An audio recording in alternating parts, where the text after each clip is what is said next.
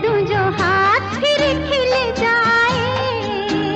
जीनत अमान बॉलीवुड की वो सुपरस्टार थी जिन्होंने हिंदी सिनेमा को बदल कर रख दिया था और फिल्म बीनों को फिल्मों में होशरुबा मनाजर और मसाला देखने का आदी बना दिया था।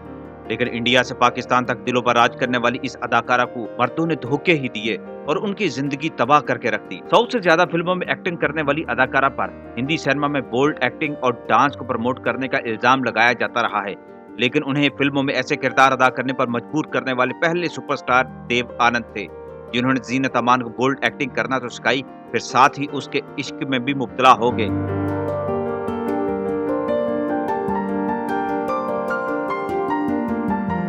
उनके बाद अदाकार राज कपूर ने जीनत अमान को अपनी सरपरस्ती में ले लिया और अपनी फिल्म सितम शिवम सुंदरम में ऐसा किरदार अदा करने पर मजबूर कर दिया था कि उसके बाद पूरे हिंदुस्तान और पाकिस्तान में जीनत अमान का नाम गूंजने लगा था। कहते हैं वहाँ पर कभी पहुँचे तेरे रंग रूप की छाया तक। जीनत अमान के रगों में अफगानों का शाही खून था, लेकिन उनकी वालिदा ब्राह्मण हिंदू थी। खूबसूरती और दिलकशी का ऐसा इम्तिजाज लेकर वो पैदा हुई थी कि पूरे हिंदुस्तान में उनकी खूबसूरती के चर्चे होते थे। और एक जमाना वो भी आया जब उन पर इल्जाम लगाया गया कि वो पाकिस्तान के एक अजीम क्रिकेटर के साथ इश्क करने लगी हैं। इंडियन मीडिया इस पर बहुत कीचड़ उछालता रहा है। ये क्रिकेटर इमरान खान थे जो आज पाकिस्तान के वजीर आजम बन चुके हैं, लेकिन उनके साथ जीनत अमान के इश्क की कहानियां मीडिया की पैदा करता थी और इनमें कोई हकीकत न थी। जीनत अमान की अपनी और फिल्मी जिंदगी की कहानी बड़ी दिलचस्प है। 1970 की दहाई के अवाइल में जीनत अमान मिस इंडिया जैसे कई एजाजात हासिल कर चुकी थी। उन पर प्रोड्यूसर्स ने अपनी नजरें जमा दी थी और सबसे पहले देव आनंद ने उन्हें कैच कर लिया था। देव आनंद ने फिल्म हरे रामा हरे कृष्णा में उन्हें कास्ट किया तो वो रातों रात शोहरत की बुलंदियों पर पहुंच गईं और बॉलीवुड को एक ऐसी अदाकारा मिली जिसने फिल्म और फिल्म बीन का मिजाज ही बदल के रख दिया। देव आनंद के साथ उन्होंने फिल्म द इवल विदन में काम किया, जिसके बाद वो देव आनंद को अच्छी लगने लगी थी।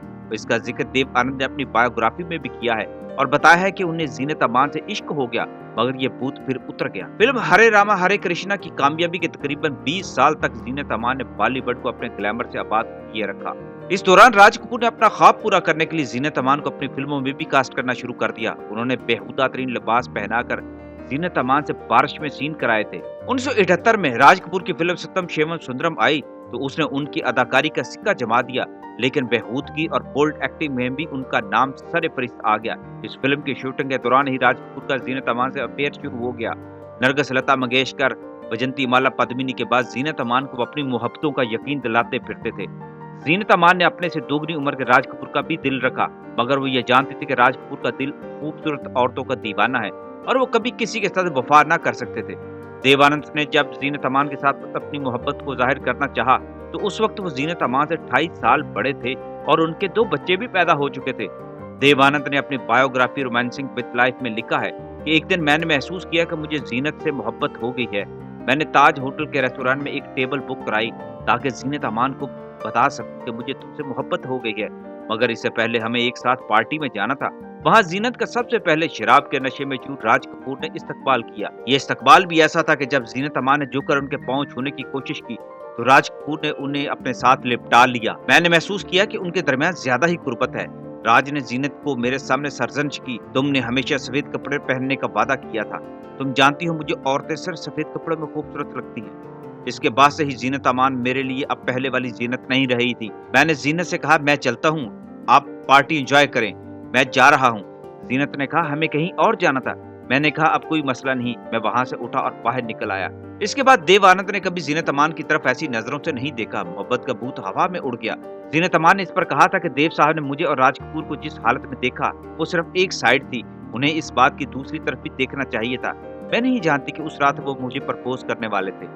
जीनत अमान ने 1978 में अपने जमाने के मरूफ अदाकार संजय खान से शादी कर दी थी, लेकिन वो शादी ज्यादा दिन तक न चल सकी। इस बारे में कहा जाता कि संजय खान ने कभी जीनत से शादी का इतराफ ही नहीं किया।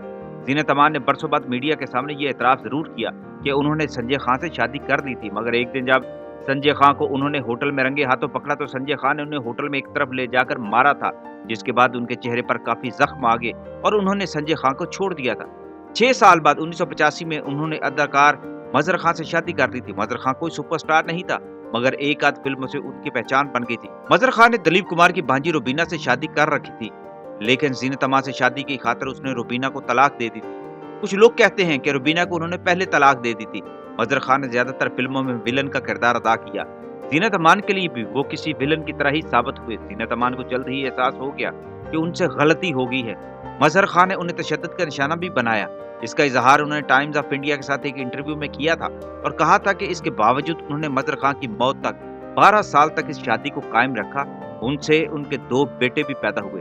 1980 में पाकिस्तान क्रिकेट टीम ने आसिफ इकबाल की कप्तानी में इंडिया का दौरा किया था और इसी दौरान जीनत अमान के पाकिस्तानी स्टार ऑलराउंडर इमरान खान से मुआशरे की बातें इंडिया के हर अखबार मैगजीन की जीनत बन गई, लेकिन ये खबरें हकीकत न थी। जीनत अमान ने 2016 में जब लाहौर का दौरा किया तो उनसे उनकी इमरान खान के साथ अफेयर्स पर बात की गई। जीनत अमान ने इसे साफ इनकार कर दिया और कहा कि माजी में कोई ऐसी बात नहीं हुई कि जिस पर मैं आज कहूँ कि मेरा इमरान खान साहब के साथ कोई अफेयर था।